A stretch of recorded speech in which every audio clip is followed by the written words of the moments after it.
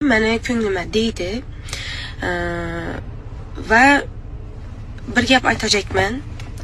To'g'ri bizada to'y bo'lmagan, hech narsa bo'lmagan sababli uni oilasi meni istamagan va xolanki mendan ham yoshi katta va san'at ahlida bo'lgan bir hurmatli, e'zozli insonni oilasini gelin bo'layotir. Va bundan men xursandman, baxt tilayman. Haqiqatdan chin qalbimdan hech bir e'tirozlarsiz, chunki bizani hayotimiz, ya'ni ilishkimiz, bizani bir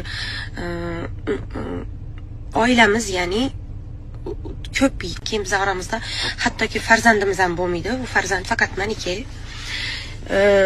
Shuni aytajakman, bugun meni so'llab va shu vaziyatdan unumli foydalanib PR uchun o'zini har o'qa, har cho'qa urib meni g'ururim bilan, meni or nomusim bilan o'ynashib turgan hurmatli, hurmatsiz blogerlara bir kichkina gapim.